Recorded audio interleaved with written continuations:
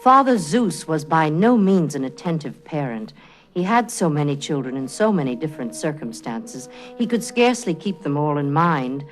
However, he was not permitted to forget Leto's children. They were too beautiful, and beauty was the quality he found most attractive. As he looked down from Olympus, their faces seemed to blaze from among all the children on earth. It seemed to him that they cast their own light, these twins, each one different.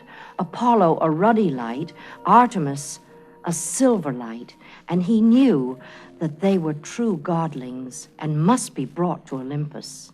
He sent for them on their 3rd birthday. He had Hephaestus make Apollo a golden bow and a quiver of golden arrows that could never be emptied, and a golden chariot drawn by golden ponies. But he withheld Artemis's gifts. He preferred her, and he wanted her to ask him for things. He took her on his lap and said, "And what gifts would you fancy, little maid?" She said, "I wish to be your maiden, always, never a woman. And I want many names in case I get bored with one. I want a bow and arrow too, but silver, not gold. I want an embroidered deerskin tunic, short enough to run in. I need 50 ocean nymphs to sing for me, and 20 wood nymphs to hunt with me. And I want a pack of hounds, please. Fierce, swift ones. I want the mountains for my special places. And one city. One will be enough. I don't like cities." She reached up and played with his beard and smiled at him. "Yes? May I have all these things? May I?"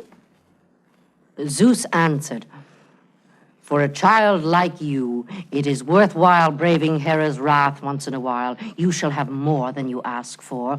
You shall have the gift of eternal chastity, and also the gift of changing your mind about it at any time, which will help you not to want to. And finally, the greatest gift of all, you shall go out and choose your own gifts so that they will have a special value." She kissed him and whispered her thanks into his ear, and then went running off to choose her gifts. She went to the woods and to the river and to the ocean stream and selected the most beautiful nymphs for her court. She visited Hephaestus in his smoking smithy inside the mountain and said, "I've come for my bow, a silver one, please." He said, "Silver is more difficult to work than gold. It needs cool light. It should be made under water. You must go deep beneath the sea off the island of Lipara, where my Cyclops are making a horse trough for Poseidon, who thinks of nothing but horses these days." So Artemis and her nymphs swam underwater to where the Cyclops were hammering at a great trough. The nymphs were frightened at the sight of the huge, one-eyed, scowling brutes, and they hated the noise of the hammering. But Artemis jumped up on the forge and said, "I come with a message from Hephaestus. He bids you put aside this horse trough and make me a silver bow and a quiver of silver arrows, which will fill again as soon as it is empty. If you do this, I shall give you the first game I shoot." The Cyclops, who were very greedy and tired of working on the horse trough, agreed. When they had finished her bow, she thanked them very prettily, but when their leader, Brontes, tried to take her on his knee, she tore a great handful of hair from his chest. He put her down quickly and went away cursing. Holding her silver bow high, screaming with joy, she raced across field and valley and hill, followed by her nymphs, who streamed after her with flashing knees and floating hair, laughing and singing. She came to Arcadia, where Pan was feeding his hounds. "Oh, Pan," she cried, "oh, little king of the wood, my favorite cousin, please give me some of your dogs, the best ones, please." "And what will you give me in return?" he said, looking at the nymphs.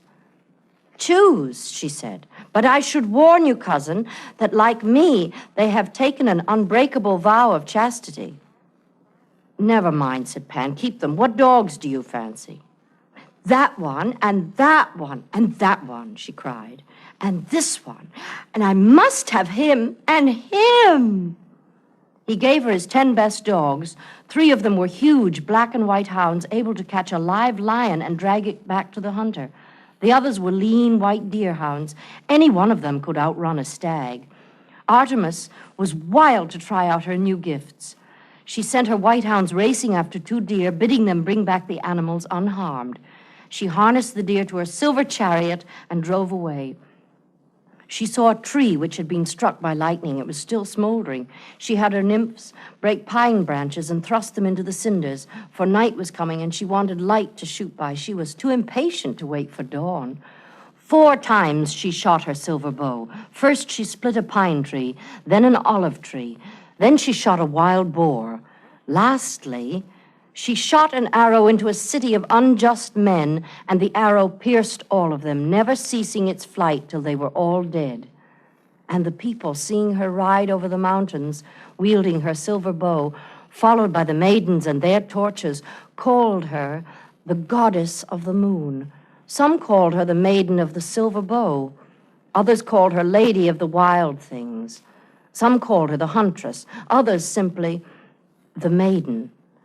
And so she had her last gift, many names.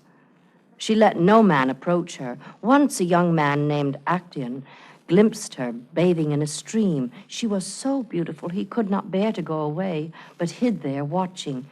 She saw him and immediately changed him into a stag.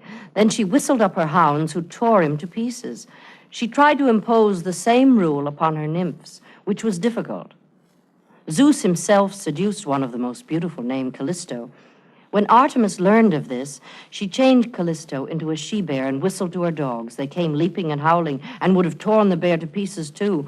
But Zeus happened to notice what was going on. He caught Callisto up and set her among the stars, still in her bear shape, so that Hera would not be suspicious.